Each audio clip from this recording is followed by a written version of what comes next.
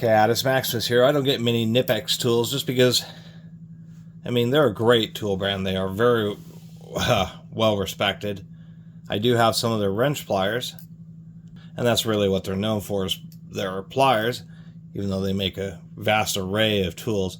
They're just not as common in North America. They've really been establishing their name over the last, I'd say, 20 years or so. They've been around, obviously, a lot longer than that. But they just don't show up on the used market like Kleins and channel locks and crescents and that type of stuff. But these are beautiful. These are a set, I believe, of 26 200s. I paid $10 for them.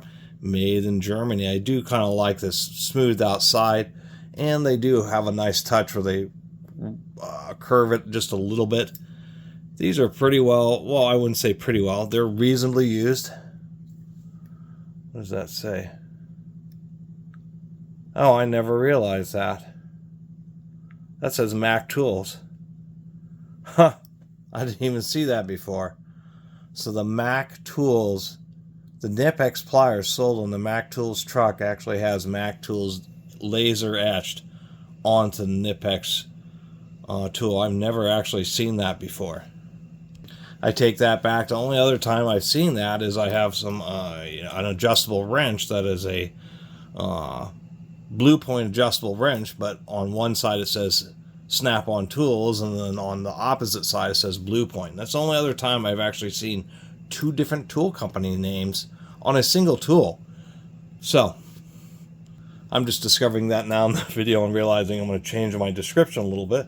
So this is the set of Knipex that was sold off the Mac Tools truck, probably for about $800. I do like them.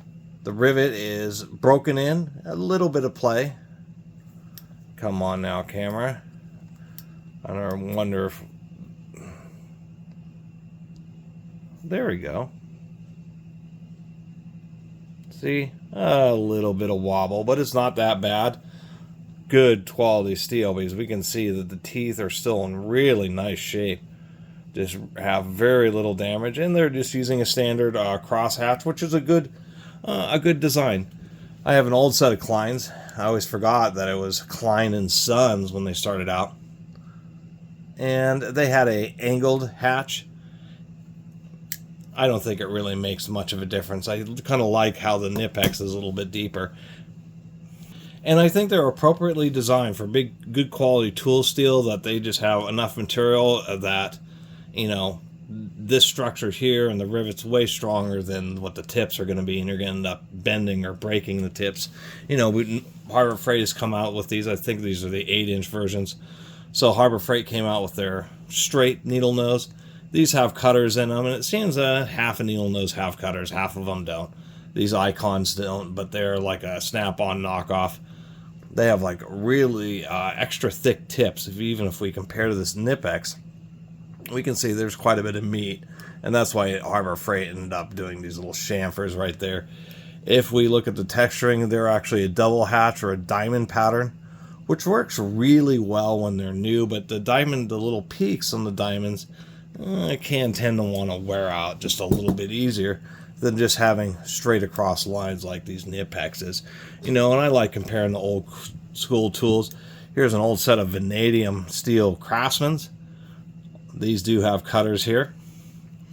And I kind of like this older school design where they have the curve and they go down and then up just a little bit. I just kind of like that feeling a little bit better than just the plain curve of these Knipexes. As far as handle rigidity, they both feel about the same, and we can see how the Knipex tries to make theirs just a little bit more narrow, and that may actually be helpful in certain situations. You know, if we compare, well, this is a really old beat-up set of channel locks. Let's find a better example. I didn't realize those were both channel locks.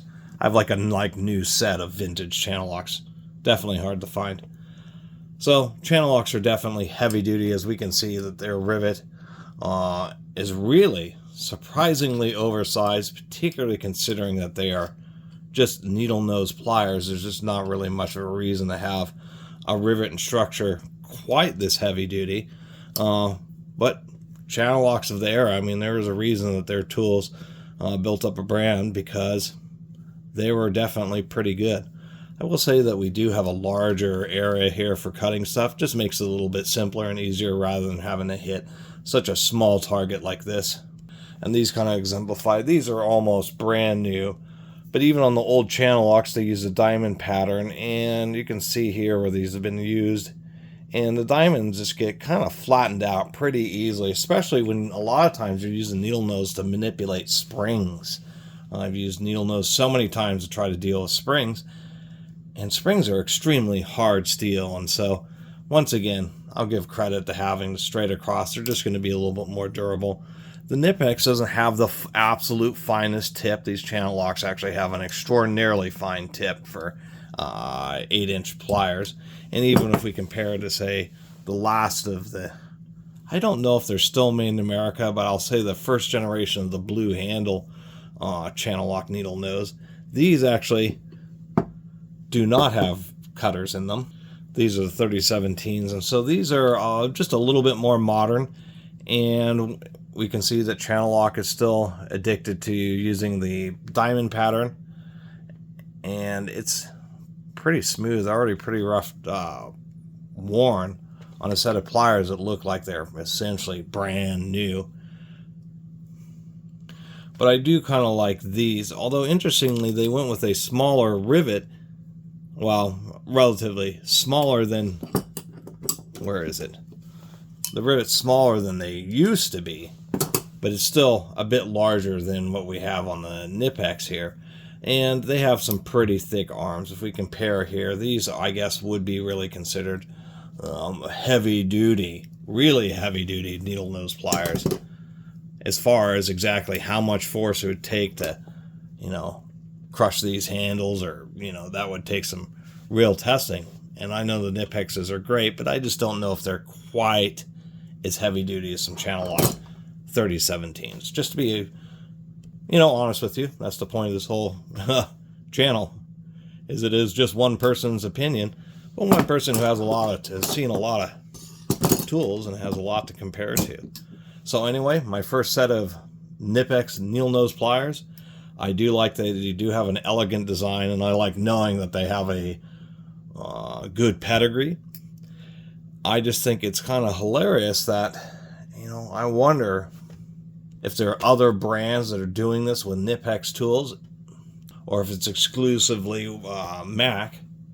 And of course, other confusion, because of course it's Mac Tools. It's owned by Stanley Black & Decker, which owns, you know, Proto.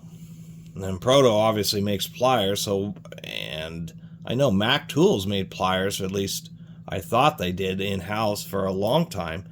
So why they're going with Knipex and getting Knipex to rebrand them, you know, they must just be going to Knipex and saying, you know, we're going to buy $10 million of pliers, but we want you to laser etch our truck name on them. I think that's just a little curious.